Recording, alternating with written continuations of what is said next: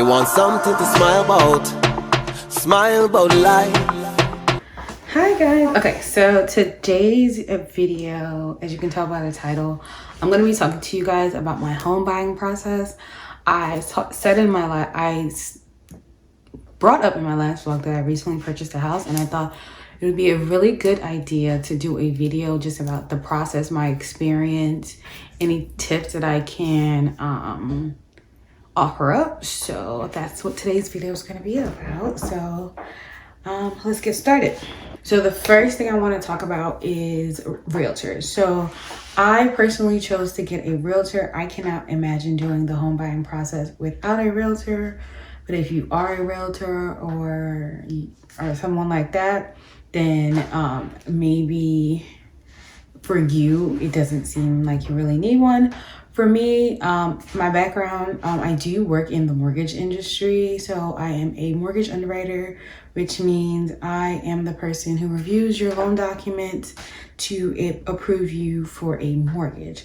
So I have that knowledge as far as the real estate industry goes. But anything outside of mortgages, I have an idea, but I don't have the full knowledge.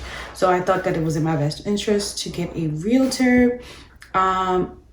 If you guys are interested, you can always comment and I will let you guys know who my realtor was. I live in the New Jersey area, so my realtor is in South Jersey to be specific. So if you're in that area and you're looking for a realtor, I can definitely point you to someone who is really good at her job. So like I was saying, I went through the process of getting a realtor and just hitting the ground running. So I had lived in my apartment for about 3 years before I decided it was time for me to move. And so I started looking. My lease was going to be up in September, and I started looking at properties around April, like the beginning of April, if I remember correctly.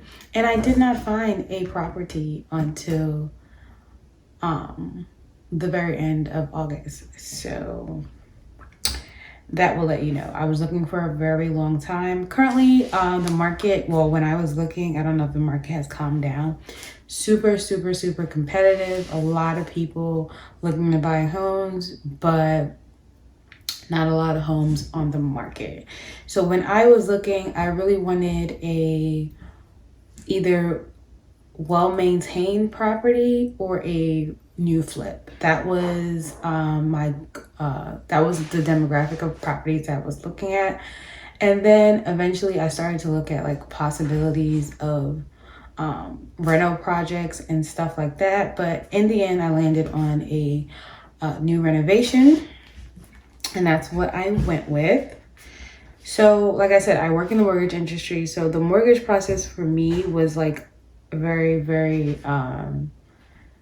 simple, because I kind of knew what I needed to provide, and I also went through my employer. So like it kind of made everything a lot more streamlined and a lot easier. Now on the other side, when it comes to getting under contract and property inspections, not appraisals, that inspection and appraisals are two different things. That is where things got very stressful. So like I said, I settled on a new flip. My house is pretty old. It was built in the 30s, if I'm not mistaken, so it's pretty old. But it is a new reno. So first step especially with a realtor, which is really helpful, is presenting an offer. So in the offer, you kind of like, especially in this market, it was so competitive, you kind of choose like what you're willing to offer as far as the purchase price or above the listing price and stuff like that, and also any concessions that you're willing to make in order to make your offer stand out. So for me personally, I went in as is, unless the repairs are over $2,000. So that what that says is I'm accepting the property as is at my offer, and if at any point during the inspection the repairs required are over $2,000, then I will not be proceeding with the contract. So that is what I chose, just because it wasn't the first offer I had made in the market, and it was very hard to stay within my budget and also put in a very competitive offer in the type of home that I wanted.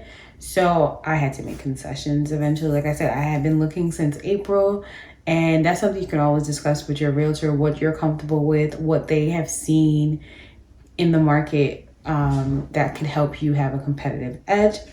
So that is what I did. And then after my offer came in, it was accepted. I was $100 over the other person's offer, which was also something that my realtor suggested. And that is pretty much what made me win the offer.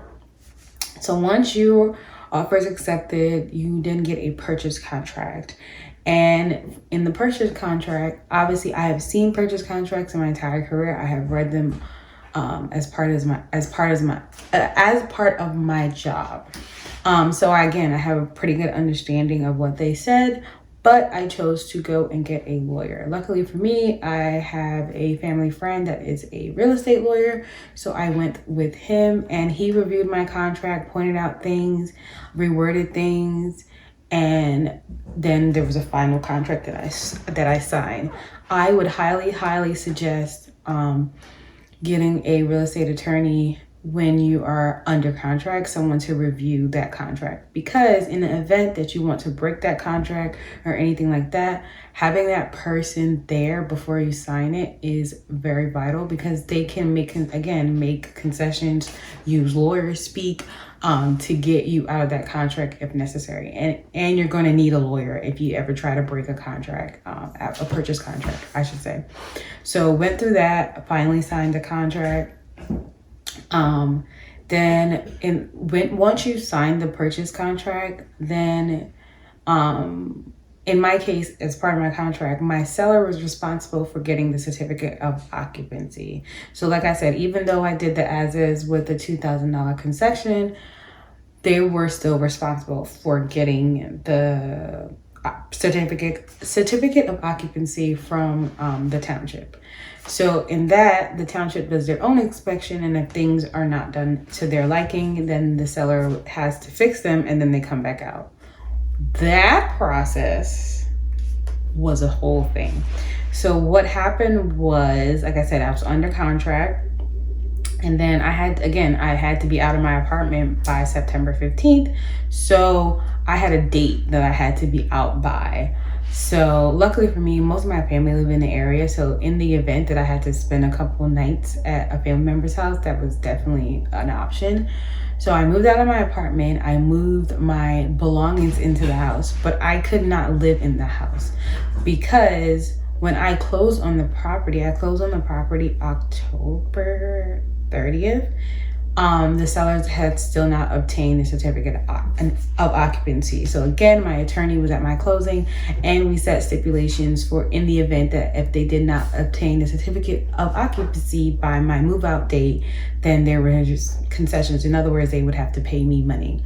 So again, they did not meet that. So I ended up having to move all my belongings into the house, but I couldn't live here. So I couldn't unpack things. I couldn't spend the night here. I couldn't do any of that. So what happened was they did not meet the date. So then I had to wait for them to get their certificate of occupancy. The first time they went in, there were still things wrong. So then I had to wait I think I ended up in total waiting 3 weeks for them after moving, I should say. So after September 15th, for them to actually get a pass on their certificate of occupancy. So I was here every day, but I could not spend the night here. I work from home, so I had to come here to work because I have my full computer set up here, and I didn't have space for it in my family's home to set up my full computer setup to work. So I was here every day. I was here when people were coming in, fixing things and all of that. So finally got the certificate of occupancy, which took so long. So if I was to give anyone a tip about that, I would have asked for way more concessions in that closing for it just inconveniencing me for having to wait to move. So that would be my suggestion. My attorney did ask for a significant amount of money, but I would want more because there was a point where it was not necessarily like the township being hard on them, but more so a lack of accountability. For instance, the first time that they missed the certificate of occupancy was because the appointment wasn't set up properly. So stuff like that, I feel like that is what pissed me off really. And those kind of things, I would have asked for a higher concession. When I do it again, if I was to find myself in a situation where the seller still did not have a certificate of occupancy by closing, I would definitely ask for like triple the concession that I asked for. So yeah, so that was it. So now that was it, and I am now fully moved into my house. Now that I have lived here, fixer-uppers are so interesting. Obviously, I got my own inspection done. So I have an inspection that tells me like things that could be improved versus things that are like, you gotta fix this. So I have a pretty good idea of the things in my home that needs fixing. Again, like I said, my home is pretty old, so there's some things that won't stop certificate of occupancy, but you could be done better to your liking. So now that I've moved into the home, home ownership, I cannot imagine myself living back in an apartment. So home ownership was always on the table for me. So I'm super excited that I was able to do that. But like you said, everything, like, not like you said, but like I was saying, everything's on you. So repairs are on you, issues are on you, everything's on you. So even though it might seem more stressful, it also presents a freedom. Like, no one can come and tell me that I can't vacuum at 2 o'clock in the morning. Because I can't, because I'm living in a house by myself. I'm not attached to anybody.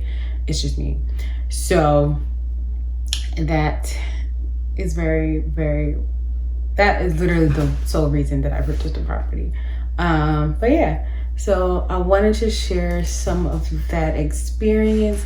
If you guys have any questions about purchasing a home, especially about qualifying for a mortgage, I am definitely the person you should ask when it comes to that. Like, if you have any specific questions, you let me know. I'll make a reel or something to your comment. But yeah, the home buying process is not easy, but in my opinion, it is very rewarding. Hopefully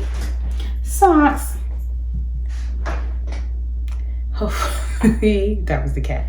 Hopefully in a good set of time, I'll be doing it again for another property. But yeah, I just wanted to come on here and share that so that when I'm vlogging and you guys have questions, I can point you to this video, or I can answer any questions that you have in this video in my vlog. So I want to thank you guys for watching. I hope that this video was helpful. I hope that it was interesting. But yeah, I will see you guys in my next one. Bye.